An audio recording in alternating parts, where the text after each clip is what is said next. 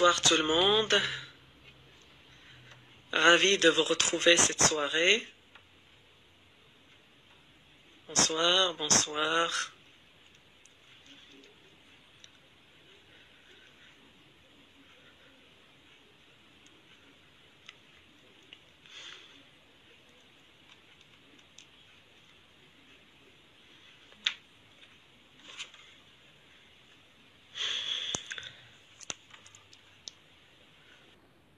Il sera parmi nous dans quelques secondes. Bonsoir, monsieur Younes. Bonsoir, ça va, Labas Alik? Très bien, alhamdoulilah. Tu vas bien? Alhamdoulilah, Allah ybarak fik. Alhamdoulilah.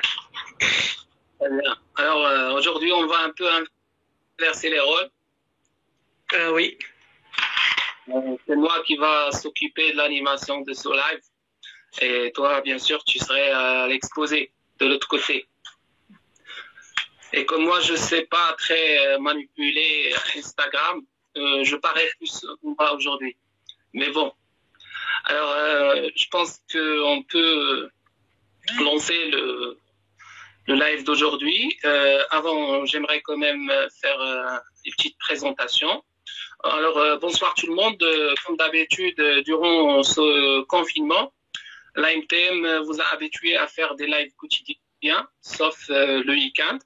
Et comme c'est la première fois que je vais faire le rôle de l'animateur, j'aimerais à mon tour remercier tous les intervenants qui se sont passés par cette chaîne. J'aimerais citer M. Youssef Aziz, j'aimerais aussi citer M. Julien Bottledorn, M. James Gibson, Mme Lamia Ad-Dabbar, Mademoiselle Afaf Lam, et bien sûr toutes les personnes, je ne sais pas si j'ai oublié quelqu'un, et bien sûr M. Younes et M. Ismail pour les efforts qu'ils ont consentis pour assurer au kiné quand même un contact même durant le confinement. J'aimerais aussi, je ne vais pas laisser passer l'occasion sans remercier vivement les kinés qui nous suivent sur notre page AMTM Formation et qui ont exprimé leur remerciement pour cette activité. Ça nous a fait vraiment chaud au cœur. J'aimerais remercier, et ils n'étaient pas que marocains, on avait des messages qui venaient de la Tunisie, qui venaient de l'Algérie, même de l'Europe, et qui remercient l'AMTM pour cette activité. À notre tour, on vous remercie vivement pour votre interaction et l'intérêt que vous avez porté à cette activité. J'aimerais aussi, d'autre part, remercier des gens qui nous critiquent. Et là, je veux ouvrir une parenthèse. Les gens qui nous critiquent positivement, sachez qu'on travaille arrache-pied pour améliorer les points que vous avez soulevés. On vous promet de travailler dessus, d'améliorer notre façon de faire.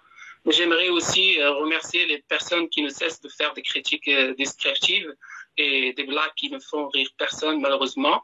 Et j'aimerais leur dire aussi merci parce que nous, on va continuer dans le travail, et continuer dans l'objectif. Alors, pour aujourd'hui, le live va concerner la réhabilitation par l'activité physique chez les personnes qui sont atteintes par cancer du sein, malheureusement. Et le sujet qui va être traité par M. Younes Esmour, je vous rappelle, c'est un kinésithérapeute, thérapeute manuel et un doctorant maintenant, enseignant à l'Hospice de Rabat et doctorant dans le champ sur lequel il est en train de travailler justement l'activité physique chez les personnes atteintes de cancer. Donc, sans plus tarder, moi, je vais essayer de collecter les questions qui vont, c'est-à-dire être posées par les participants. Et je donne la parole à M. Younes pour commencer sa présentation. Bon courage. Merci, c'est Hassan. Donc, avant de commencer, je remercie à la présence d'être là, à nous écouter chaque soir, spécialement aujourd'hui, parce que nous avons des personnes qui viennent d'autres disciplines qu'on a invitées. Alors, je remercie mes collègues au travail, les enseignants qui s'intéressent au domaine du cancer. Je remercie également les étudiants de l'Institut des sciences du sport, santé et sport, qui s'intéressent à la thématique de l'activité physique, notamment dans le contexte de l'oncologie. Et je remercie aussi Monsieur James Gibson du moment qu'il a introduit cette thématique en parlant du lymphoœdème, plutôt les troubles vasculaires liés au cancer du sein, et qu'il a cité parmi les apports qu'il faut amener, les propositions, c'est l'activité physique, et il a souligné sur son importance. Donc avant de parler de ceci, il faut dire que le sujet de l'activité physique en oncologie, c'est un sujet qui n'est pas vraiment d'actualité, c'est-à-dire qui date vraiment dans les années 60. Déjà aux États-Unis, ils ont commencé à réhabiliter par l'activité physique dans les années 60. Et puis les études se sont multipliées, surtout après les années 90. Et maintenant, nous avons plus ou moins une idée claire sur les apports de l'activité physique et ses limites. Et donc, comme tout traitement, elle a des limites aussi. Et l'objectif de cette présentation, c'est de pouvoir plus ou moins vous permettre de cerner le sujet, notamment par la clarification des concepts comme l'activité physique, la fatigue liée au cancer et à ses traitements, et comment proposer une activité physique pour les sujets. Alors, je vais commencer par le commencement. Je vais parler tout d'abord, c'est quoi l'activité physique? En fait, l'activité physique, ce n'est pas forcément du sport. Il devient du sport quand vous amenez des règles de jeu, quand vous amenez la compétition. Et ce n'est pas aussi de l'exercice physique, parce que l'exercice physique, c'est quelque chose, c'est des mouvements bien dosés en termes d'intensité, en termes de durée et en termes de faisabilité. C'est beaucoup plus que ça. Ça englobe toutes les activités de vie quotidienne, ça englobe toutes les activités de loisirs, notamment qui sont plus ou moins physiques, les tâches ménagères, tout ce qu'on fait, tous les déplacements, tous les mouvements qu'on fait, c'est de l'activité physique. Et maintenant, pour bien comprendre c'est quoi, c'est en fait toute contraction, tout mouvement qui est conséquent à une contraction du muscle squelettique et qui génère par la suite une augmentation des dépenses énergétiques.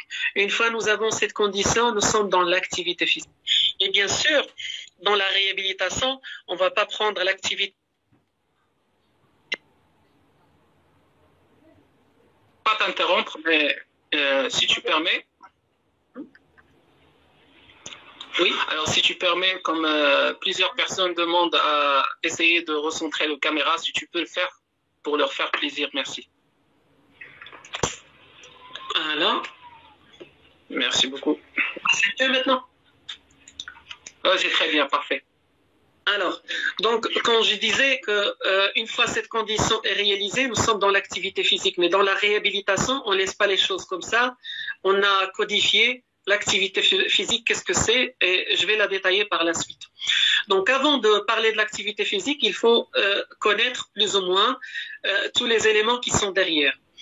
Pour réaliser une contraction musculaire, nous avons besoin de resynthétiser l'ATP, qui est l'énergie nécessaire pour la contraction musculaire. Et pour pouvoir la resynthétiser, nous n'avons pas plusieurs façons. Nous avons des réactions chimiques, soit par oxydation, soit on utilise de l'énergie directement disponible dans le muscle, mais celle-ci ne permet pas les activités de vie quotidienne du moment que ça ne dure que quelques secondes. Et puis après, si nous sommes dans une intensité d'activité importante, même l'oxydation n'est plus suffisante pour permettre cette activité. Et donc, pour pouvoir faire ces réactions chimiques, nous avons besoin tout d'abord de l'oxygène et nous avons besoin également des sources de l'énergie, notamment les glucides, mais aussi les lipides et les protéines. Donc, l'activité physique en tant que telle, ça ne dépend pas seulement d'un seul système, qui est le système musculo-squelettique, mais de plusieurs systèmes. Elle est métasystémique. Et donc, il faut voir l'ensemble de la personne. J'insiste essentiellement aussi sur le système transporteur de l'oxygène. Quand je dis ce système, c'est-à-dire la respiration et le système cardiovasculaire. La respiration dans le sens de la ventilation. En fait, quand on fait de l'effort, notre système respiratoire, il va réagir par l'augmentation des amplitudes ventilatoires, mais aussi leur fréquence.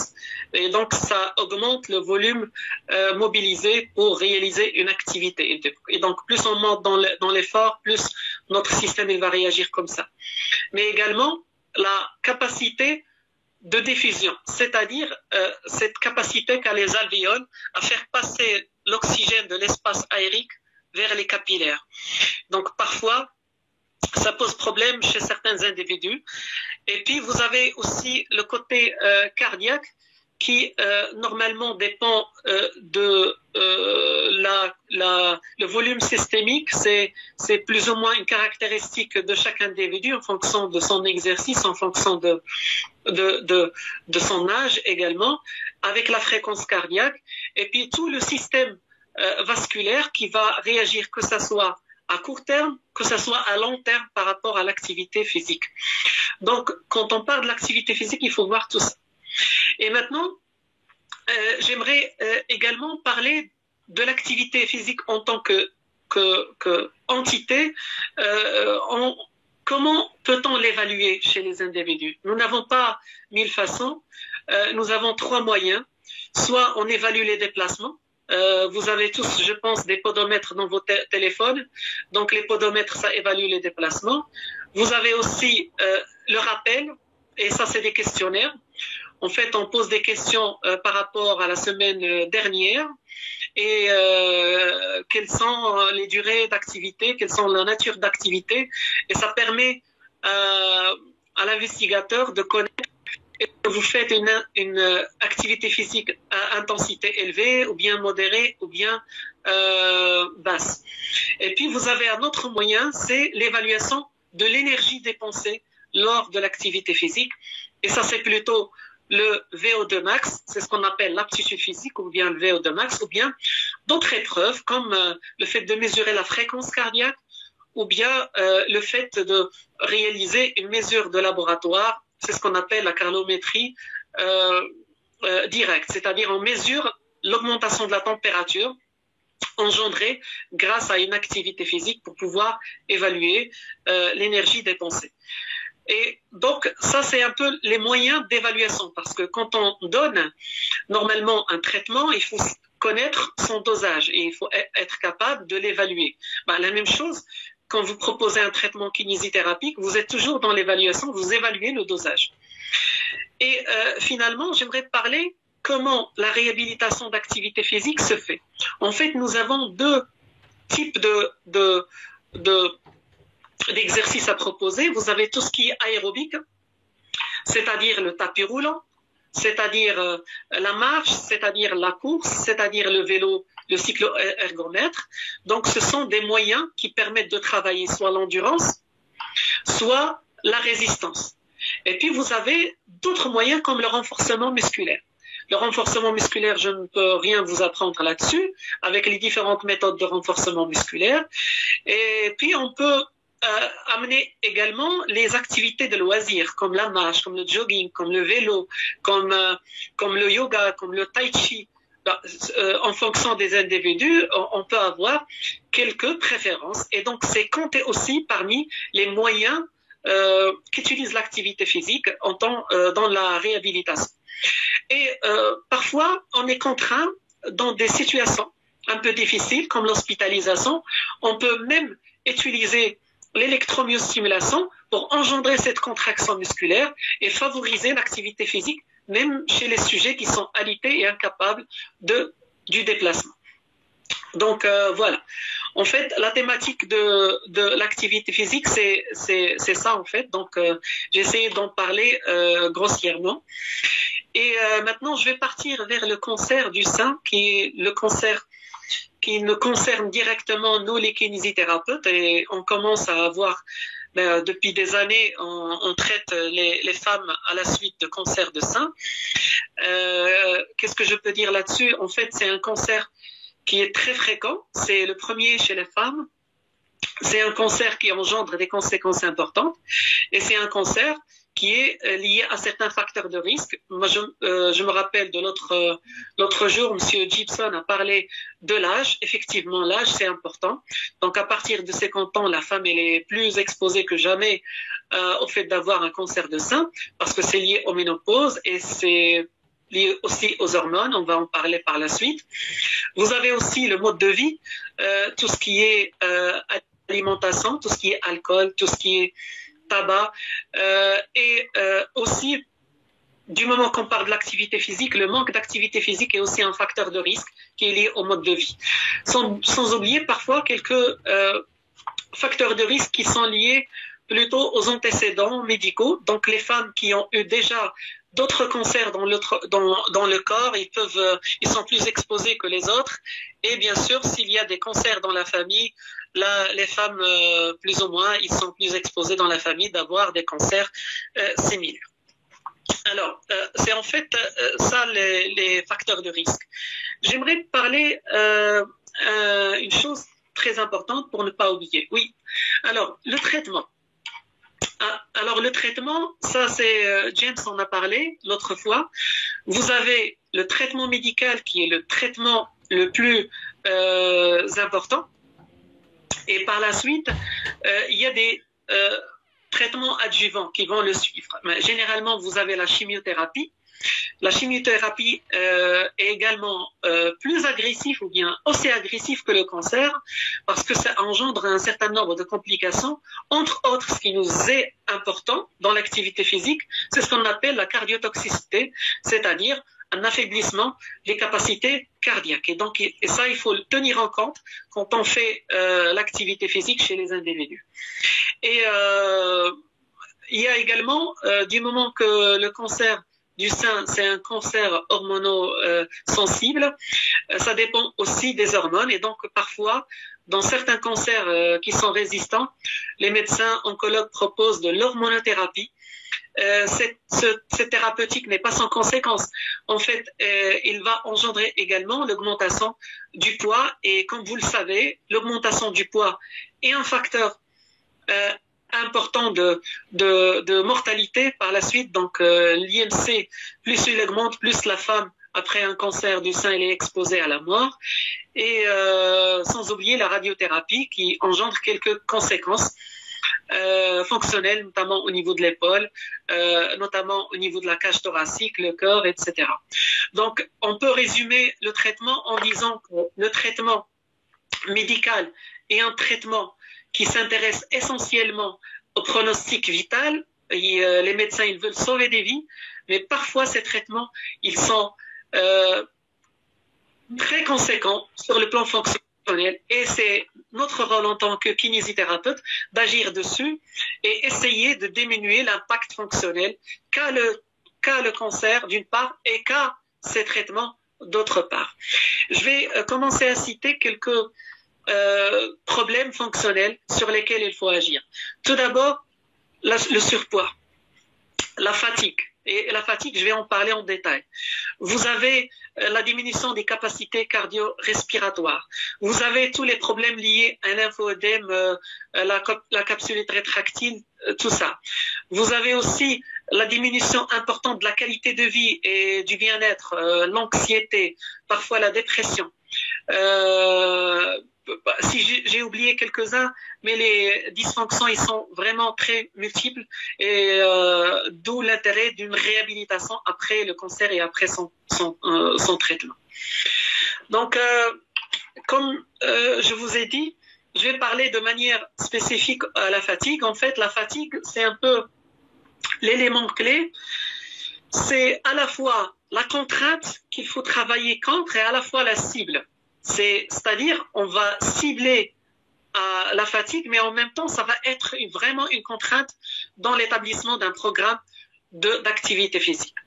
En fait, vous avez déjà, à la suite de l'annonce du cancer pour l'individu, cette anxiété, ce stress qui va plus ou moins sur le plan psychologique peser lourd. Donc, c'est le premier facteur qui va déclencher la fatigue. Et par la suite, la douleur et les traitements qui sont attribués aux patients, ce sont des traitements également qui vont être un facteur de fatigue. Et cette fatigue, il va plus ou moins empêcher l'individu d'être actif dans sa vie. Et une fois il tombe dans la sédentarité ou bien dans l'inactivité, le seuil de la fatigabilité, il va plus ou moins diminuer. Et à chaque fois, on va se retrouver avec une fatigue beaucoup plus conséquente. Et donc, on va tomber plus ou moins dans un cercle vicieux qu'il faut couper parfois par de l'activité physique. D'où l'intérêt d'établir un programme d'activité physique qui va couper ce cercle vicieux et plus ou moins augmenter et améliorer tous les paramètres et les dysfonctions que j'ai cités tout à l'heure. Alors, est-ce qu'il y a des questions jusqu'à maintenant avant que... Oui, il y a quelques questions. Juste un élément qui revient à chaque fois, c'est l'enregistrement des lives. Bon, on vous rappelle qu'on fait à peu près un live par jour durant toute la semaine. Et après, ce live reste pendant 24 heures sur la page. Et vous allez avoir une occasion de revenir toujours vers le live avant que le suivant en fait sa apparition. Deuxièmement, alors il y a plusieurs questions ou bien des ajouts. Des participants insistent sur le fait de l'importance aussi de l'approche psychologique. Je ne sais pas, qu'est-ce que tu en penses? En fait, dans la réhabilitation oncologique, on ne propose pas que la kinésithérapie. On propose un traitement complet qui est composé d'une prise en charge nutritionnelle, composé aussi d'une prise en charge psychologique importante et composé également de l'activité physique et de la kinésithérapie pure et dure. C'est-à-dire que si je parle un peu de la psychothérapie, je reviens un peu sur l'aspect psychologique. Déjà, l'annonce du cancer, c'est plus ou moins un événement important dans la vie de la femme qui a un cancer de sein. Après ce jour-là, sa vie va plus ou moins être plus ou moins touchée profondément. Il y a également l'image du corps, du moment que ce sont des femmes qui vont être traitées par ablation du sein parfois. Et on sait bien que le sein représente quelque chose de très symbolique par rapport à la sexualité et par rapport à l'identité sexuelle globalement. Et donc ça touche la personne en profondeur. Sans oublier les conséquences socio-économiques qui sont importantes vu que le traitement, ça prend du temps, premièrement, et ça devient plus ou moins un obstacle professionnel important. Donc tout ceci va peser lourd, et donc ces femmes, ils ont besoin également d'une prise en charge psychologique pour apaiser leur souffrance. Et l'activité physique seule, sans même proposer une prise en charge psychologique, améliore le côté psychologique, notamment toute la qualité de vie dans sa globalité, mais également l'anxiété. Et on l'a démontré que l'activité physique améliore sur quelques instruments d'évaluation de l'anxiété. Alors, il y a un participant qui se demande est-ce que l'espacement des séances, quand on fait de l'activité physique pour des patients ou des patientes qui souffrent de ce problème, qu'est-ce que vous pouvez dire sur l'espacement des séances? Alors, je vais reporter cette question pour le dernier chapitre parce que je vais développer ceci dans le dernier chapitre. Ok, alors j'avance. Qu'est-ce que vous proposez pour les femmes maintenant qui sont en confinement, s'ils veulent faire de l'activité physique et qu'il n'y a pas possibilité de... Alors, cancer de sein ou bien généralement? Généralement, ils n'ont pas précisé. Alors, je vais parler généralement parce que après, je vais parler en détail avec qu'est-ce qu'il faut faire avec les femmes parce que ce n'est pas un programme normalement préétabli, c'est en fait un raisonnement clinique qu'on réalise pour choisir tel ou tel programme. Alors, par rapport à nous, en tant qu'individus, femmes ou hommes, nous sommes dans le confinement et que ce confinement nous impose la diminution de notre plus ou moins périmètre de marche et de notre déplacement. Alors, ce qu'il faut faire, c'est qu'il faut plus ou moins penser à sa nutrition déjà Il faut pas vraiment manger comme les jours normaux pour ne pas avoir beaucoup plus d'énergie qu'on dépense quotidiennement. Ça, c'est un. Deuxièmement, il faut aussi faire de l'activité physique chez soi. Donc, de l'activité physique, cela ne veut pas dire toujours sortir. On peut faire de l'activité physique sur 1 mètre carré. Vous pouvez faire des squats, vous pouvez faire des pompes, vous pouvez marcher à l'intérieur de la maison, faire des mouvements. Et surtout, là, je conseille tout le monde à ne pas travailler au-delà de la réaction du corps liée plus ou moins à l'effort, c'est-à-dire il faut que vous sentez l'essoufflement, il faut que vous sentez peut-être la sueur, il faut arriver à un certain niveau où vous allez travailler vos capacités cardio-respiratoires. Parce que c'est ça le plus important quand on est immobilisé, c'est les capacités cardio-respiratoires qui risquent de diminuer. Vraiment, pendant une semaine, on peut perdre nos capacités cardio-respiratoires et pour les récupérer, il faut vraiment peiner par la suite. Bien, alors, il y a d'autres questions. Bon, ça c'est personnel, je laisse pour après. Une participante se demande, ou un participant, sur la résistance maximale, j'imagine que vous allez développer par la suite, la résistance maximale utilisée pour travailler le membre supérieur du côté du sein malade. Et puis, et tu veux, je rajoute, une participante se demande sur le cancer du sein chez une kiné, est-ce que le fait qu'il exerce un travail manuel va en fait, est-ce que ça peut être une cause pour arrêter son travail? Alors, la deuxième question, c'est est-ce que... Alors, une kinésithérapeute qui a eu un cancer de sein, et puis est-ce que vous pensez que son travail manuel intense pourrait représenter une cause pour arrêter son travail? Alors, j'imagine un peu la question. En fait, quand on a subi un cancer du sein avec le traitement conséquent, pour le membre, il y a des conséquences. Parfois, vous avez des douleurs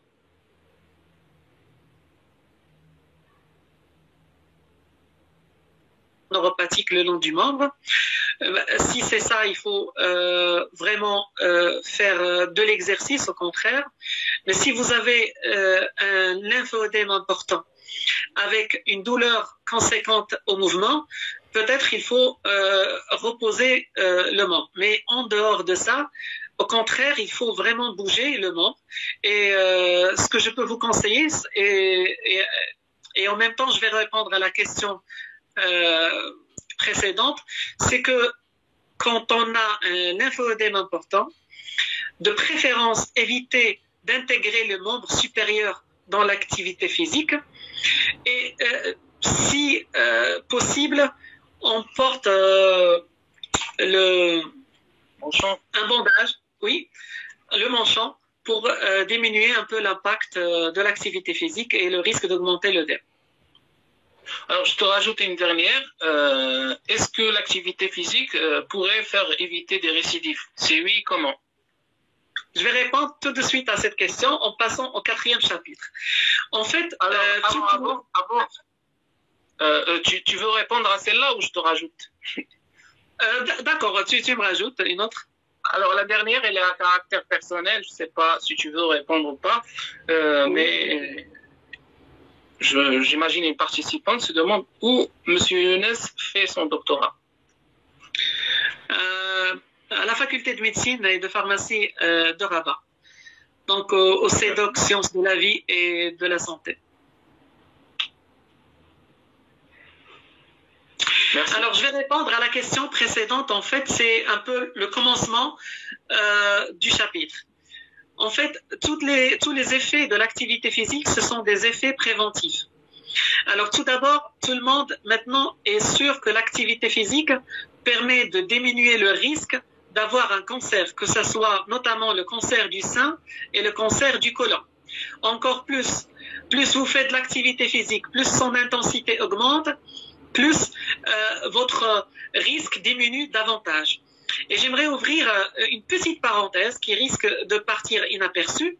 Certains cancers que les grands sportifs développent, notamment le cancer de sein, peuvent être aggravés. Là, le processus cancérigène peut être accéléré à cause de l'activité physique intense. Là, je parle de l'activité physique intense. Dans le deuxième volet de la prévention, c'est la prévention secondaire. En fait, dans la réhabilitation oncologique, on vise cette prévention secondaire, c'est-à-dire la prévention des séquelles fonctionnelles, comme l'augmentation de l'IMC, comme la diminution de la qualité de vie, comme la fatigue et bien d'autres. Et la prévention tertiaire, c'est en fait la diminution de la mortalité globale et la mortalité spécifique, c'est-à-dire la mortalité qui est due aux différentes comorbidités qui peuvent exister chez la même personne, mais aussi ça permet de diminuer la mortalité due au cancer du sein. Donc c'est important comme outil qu'on utilise. Et ça diminue également le risque d'avoir la rechute. Mais à condition, il faut maintenir une intensité d'activité physique à long terme avec une intensité modérée. C'est-à-dire une intensité qui consomme assez d'énergie. On va parler plutôt, par exemple, d'une marche qui dépasse 5 km par heure de manière quotidienne. Et bien sûr, pendant au moins 30-35 minutes pour pouvoir être dans la norme. Alors maintenant, c'est cette prévention-là qui est étalée dans la prévention primaire, secondaire, tertiaire. Par rapport au cancer lui-même, les études qui se sont penchées sur le cancer, ils se sont penchées sur les 4 phases. Vous avez la phase pré-traitement, c'est-à-dire juste après le diagnostic. Il y a plusieurs études qui ont évalué l'impact de l'activité physique. Vous avez la phase pendant le traitement, c'est-à-dire au cours de la prise de la chimiothérapie, de la radiothérapie, etc. Et vous avez des études qui ont travaillé après le traitement. Vous avez d'autres études qui ont travaillé à long terme, c'est-à-dire pour l'amélioration de la survie et même parfois comme étant des soins palliatifs, parmi les choses à proposer dans les soins palliatifs. Donc, ce n'est pas vraiment facile. Alors, je vais parler de chaque phase à part. Dans la phase diagnostique, c'est une phase primordiale, notamment dans la prévention des conséquences des traitements du cancer. C'est-à-dire, on va plus ou moins préparer les femmes avant qu'ils aient les dysfonctions fonctionnelles. Et ceci en travaillant surtout les capacités cardiovasculaires et la force musculaire. On doit travailler ces deux volets-là pour préparer la femme aux différentes conséquences qui vont être ou bien qui vont apparaître lors de la phase du traitement. Et pendant la phase du traitement, on va proposer de l'activité physique plutôt pour diminuer l'intensité des dysfonctions. Et dans le post-traitement, on va faire de l'activité physique plutôt pour diminuer graduellement et à long terme l'impact fonctionnel du traitement du cancer. Et finalement, pour tout ce qui est survie, ça c'est pour améliorer la survie et diminuer le risque de la rechute. Et puis pour les soins palliatifs, ça permet seulement d'améliorer les capacités cardiovasculaires, mais tout ce qui est qualité de vie et les autres dysfonctions, on ne pourra pas agir là-dessus. Alors maintenant, ce qui est intéressant pour nous, c'est la phase post-traitement. C'est pendant laquelle on reçoit des patientes pour une prise en charge du lymphoœdème. Si vous voulez vraiment intégrer un programme d'activité physique, il faut qu'il suive plus ou moins les recommandations. Les recommandations disent vous avez des activités physiques différentes à proposer pour des patients, mais pas de manière protocolaire, mais avec une manière beaucoup plus réfléchie. C'est-à-dire, si vous avez devant vous une fatigue importante, pour agir sur la fatigue, il n'y a pas mieux que le travail aérobique multimodal. C'est ce qu'on appelle l'interval training. Vous faites le vélo, vous faites une phase de 3 minutes, par exemple, avec une basse intensité, qui frôle les 30% de la fréquence cardiaque maximale, et puis pendant 1 minute, vous allez frôler les 95% de la fréquence cardiaque maximale. Et puis vous tombez et ainsi de suite. Vous avez plusieurs modes dans l'intensité de l'exercice. C'est le meilleur programme à proposer pour lutter contre la fatigue. Pour améliorer la force musculaire, plusieurs méthodes de renforcement ont été évaluées. La meilleure reste jusqu'à maintenant le concentrique, la moins bonne est l'excentrique, mais également il y a plusieurs études qui sont pour l'excentrique pour améliorer la force. Allô, oui, vous m'écoutez? Est-ce que vous m'écoutez? Je vous entends, mais ta connexion peut-être... Oui, كنسمعك ولكن il coupe de temps en autre. Alors, de temps en temps. Alors, j'étais en train de parler du renforcement musculaire. Donc, comme j'ai dit, le meilleur programme ou bien méthode, c'est le concentrique, et puis vous avez l'excentrique. Si vous avez une diminution des capacités cardio-respiratoires, la meilleure chose à proposer, c'est un travail aérobique, mais qui travaille l'endurance, c'est-à-dire maintenir une intensité qui touche presque les 50% de la fréquence cardiaque maximale, mais de l'amener vers 20 minutes, 30 minutes pour améliorer l'endurance des patients. Donc, pour chaque problème du patient, il y a plus ou moins des programmes qui ont été évalués et qui ont montré leur intérêt. Mais globalement, ce que je peux dire, que le niveau de preuve des études, ils sont des centaines, jusqu'à maintenant, je dirais jusqu'à 2017-2018, on n'arrive pas à conclure sur l'intérêt à 100% de l'activité physique dans le traitement dans le post-traitement. C'est-à-dire que le niveau de preuve, plus ou moins, il est limité dans un niveau vraiment bas. Il n'a pas intégré plus ou moins le niveau modéré ou bien le fait d'être sûr à 100%, mais les études qui sont là, ils témoignent de l'importance de l'activité physique dans l'amélioration des différents paramètres. Je pense, si vous avez d'autres questions, oui, sinon je rajoute. Alors, les autres questions, moi je te donnerai quelques questions que j'avais déjà notées. Alors, la première, il dit comment travailler la respiration chez une patiente atteinte dans le confinement. Après, je ne sais pas la nature de la patiente, sa pathologie. Une patiente. Ok. Alors, il y a une affirmation qui vient d'une participante qui témoigne qu'elle aussi, elle a eu la même chose et qu'elle continue son travail normalement maintenant. Au début, il rapporte que c'était difficile, mais maintenant, il va très bien, alhamdoulilah pour elle. Alors, il y a une autre question qui dit par quel mécanisme l'exagération de l'activité physique peut-elle causer le cancer? Non, j'ai pas dit ça, en fait. J'ai pas dit ça. J'ai pas dit que l'activité physique provoque du cancer. J'ai bien dit que dans le développement du cancer, et si la personne mène une activité intense, activité physique intense, c'est-à-dire vous êtes un sportif de haut niveau, et quand vous êtes un sportif de haut niveau et vous avez le cancer, il vaut mieux de diminuer votre activité physique car ça risque plus ou moins de donner un coup de pouce pour le processus cancérigène. En fait, voilà. J'étais clair là-dessus. Mais j'aimerais bien placer deux mots. En fait, d'où vient l'activité physique sur le cancer? Il vient des effets métaboliques. Il a été vérifié que l'activité physique diminue le taux de l'oestrogène dans le sang, et on le sait très bien, l'oestrogène, c'est une hormone, et le cancer du sein, c'est un cancer hormonosensible, et donc plus d'oestrogène, plus normalement de risque d'avoir le cancer et d'avoir une propagation du cancer. Deuxièmement, ça diminue le taux de l'insuline. L'insuline, tout le monde sait très bien, c'est un peu le bonbon des tumeurs. Et vous avez aussi l'IGF-1 qui est un facteur de croissance importante et qui est également un facteur de développement des cancers.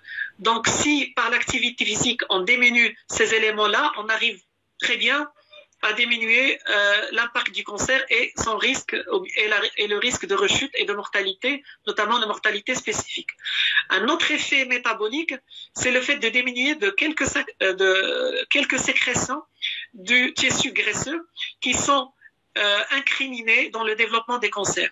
Donc, via ces effets métaboliques, on arrive à avoir la diminution de la mortalité et la diminution du risque de la rechute.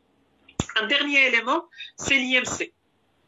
Alors, comme vous le savez, le changement du poids chez la femme après le traitement pendant le cancer et après son traitement, elle est due à plusieurs facteurs. Alors, tout d'abord, elle est due au traitement qu'on administre, notamment les traitements qui luttent contre l'œstrogène. C'est comme si vous provoquez plus ou moins une ménopause, c'est-à-dire la prise de poids, il va être conséquente à l'hormonothérapie.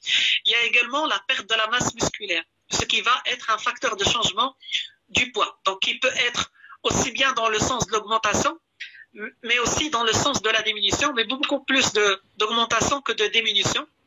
Et ce qui est important, c'est que l'augmentation se fait dans le sens du tissu graisseux et la diminution se fait surtout dans le sens du tissu musculaire.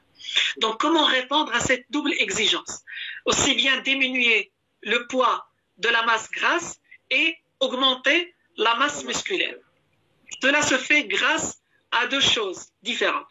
Tout d'abord, un travail aérobique, de l'endurance, pour diminuer la masse graisseuse et en même temps l'accompagner par un renforcement musculaire pour augmenter la masse musculaire. Et un dernier point par rapport à la composition du corps, c'est la densité osseuse. Il ne faut pas oublier que même la densité osseuse, il va se perdre du moment qu'il y a un changement hormonal important suite à l'hormonothérapie et cette densité, elle va diminuer.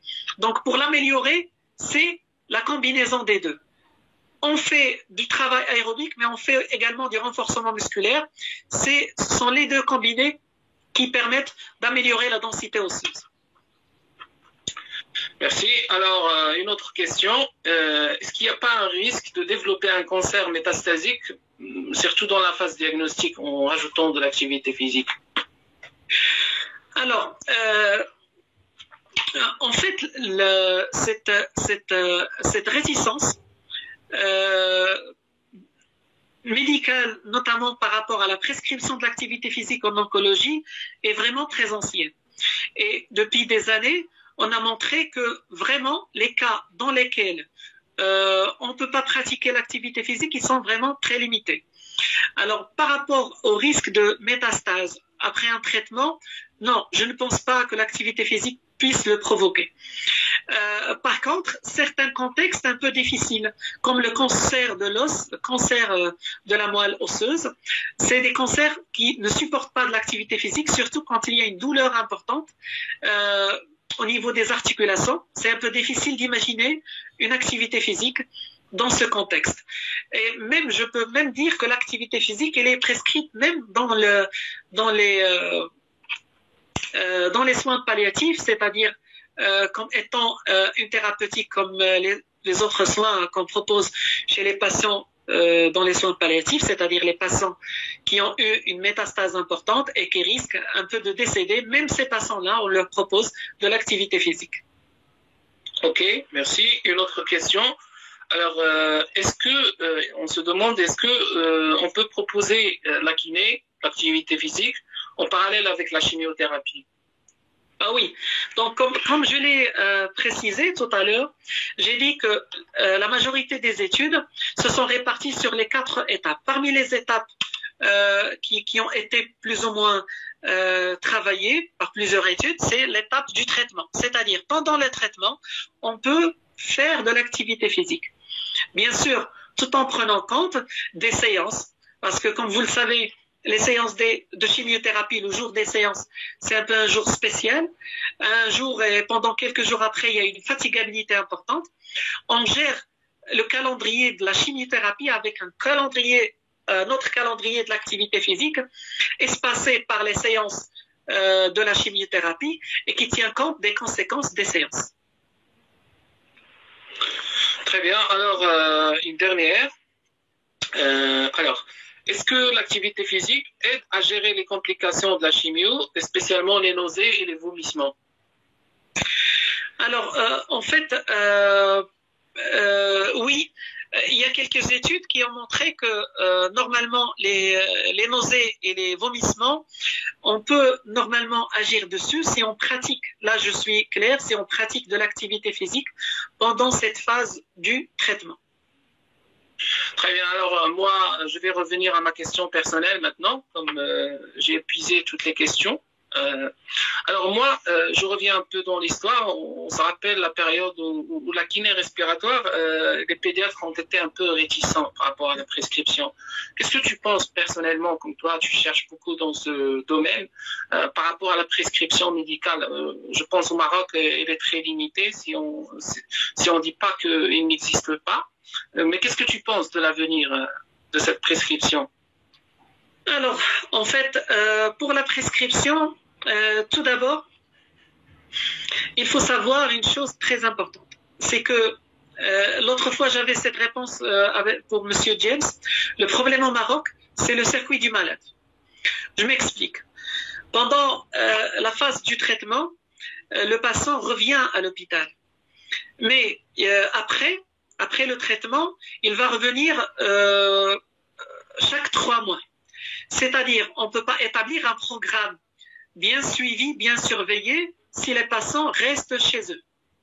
Donc, c'est difficile un peu de mettre en place, au niveau de l'hôpital, un programme de réhabilitation. Par contre, si les médecins, plus ou moins, pensent à la question de réentraînement à l'effort, quand ils prescrivent, par exemple, pour l'œdème, le drainage, etc. Ils pensent également au réentraînement de l'effort.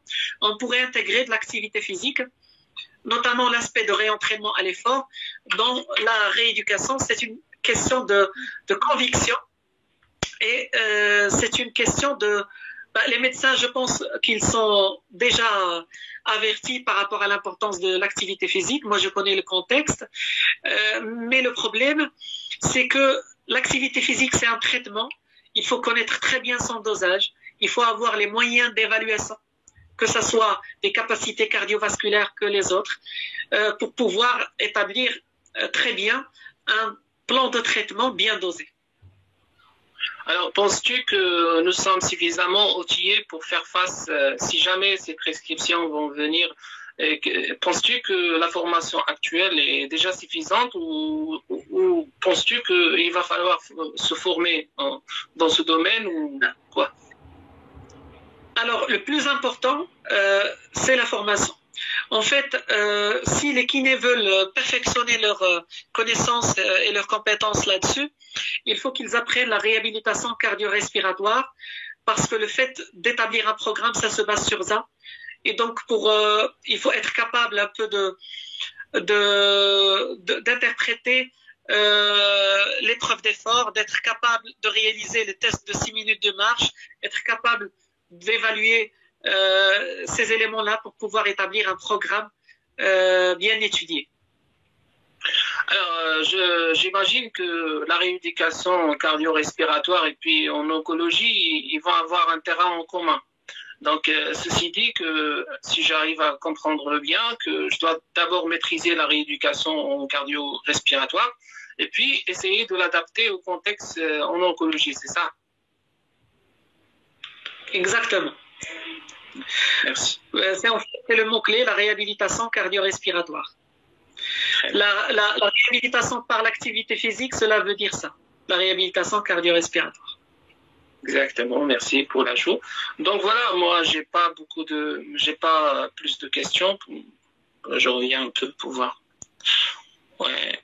Et la dernière, c'était même question avec la radiothérapie. Ça veut dire, est-ce qu'on peut proposer l'activité physique en parallèle avec la radiothérapie peut-être?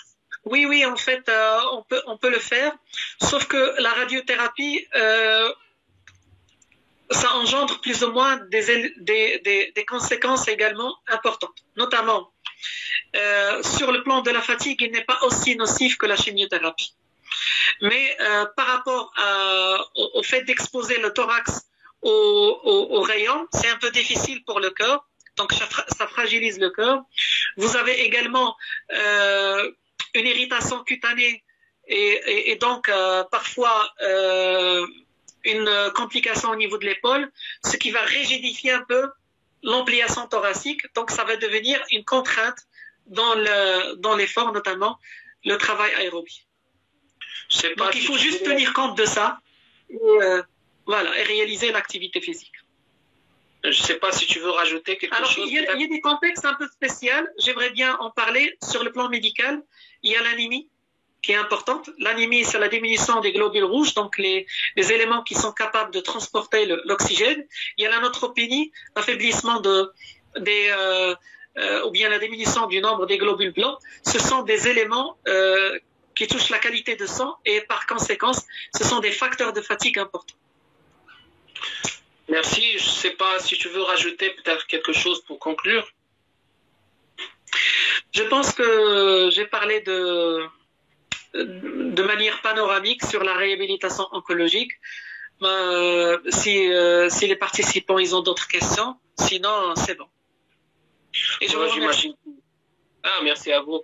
Merci à vous pour l'apport que vous avez apporté à ce live. Merci beaucoup pour ces informations enrichissantes. Il nous reste juste à rappeler, demain on aura un sujet qui va concerner la prise en charge des sportifs. Donc j'invite les kinés qui sont intéressés par la prise en charge dans le domaine sportif en général et qui ont des difficultés à prendre en charge des footballeurs ou des sportifs en général qui souffrent de pubalgie, à suivre le live de demain qui va s'intéresser à ça. Après demain, je vais terminer la série neurodynamique avec les techniques en neurodynamique. On verra pour le reste de la semaine, on va vous tenir au courant sur les lives proposés. Il y a une dernière par Madame Touria, je ne vais pas la rater, qui se demande une cardiopathie ou autre pathologie en plus du cancer, peut-on faire de l'activité? Merci. Je te laisse répondre avant de... Alors, en fait, si le patient a aussi une cardiopathie, ça nécessite une épreuve d'effort. Cette épreuve d'effort, il va soit indiquer, soit contre-indiquer l'activité physique. Alors, donc c'est important d'aller faire une épreuve d'effort pour pouvoir se lancer dans l'activité physique en cas de risque cardiotoxique important, de patients qui ont une hypertension non contrôlée, par exemple, et ils sont plus ou moins obligés à faire passer une épreuve d'effort. Merci. Alors, je sais pas, la mienne se demande les deux derniers points, mais je sais pas quels deux derniers points, si tu veux préciser, s'il te plaît. Ce que je viens de dire. Non, pas pour toi. Je repasse la question à Mademoiselle Lamia. Peut-être parce que, tout simplement sur la question, il a dit pour les deux derniers points pour la prise en charge. Les deux derniers points, je pense à la cardiopathie. Je sais pas, je la laisse peut-être reformuler la question pour comprendre. Allez Lamia, on vous attend. Courage. Alors, qui a cité M. Younes? Bon, essaye de te rappeler tes deux derniers points sur la prise en charge. Alors, je pense qu'il parlait de la cardiopathie. Donc, si le patient, comme je l'ai dit, a une hypertension non contrôlée. Activité physique pour l'anémie. Alors, en fait, avant de se lancer dans l'activité physique, il faut que le patient ait amélioré son anémie. C'est important pour pouvoir pratiquer de l'activité physique parce que ça ne sert à rien. Ça va être trop fatigant et insupportable pour le patient. Donc, ça nécessite plus ou moins un traitement médical, une prise en charge nutritionnelle avant de passer à l'activité physique. Oui, et la fatigue. Oui, c'est oui. Alors, merci tout le monde d'avoir suivi ce live. Comme d'habitude, vous servir, c'est notre mission avec un grand plaisir. Merci pour vos messages de soutien et de remerciements. On vous remercie à notre tour et on vous donne rendez-vous demain, même chaîne, même heure. Merci. Bonne soirée.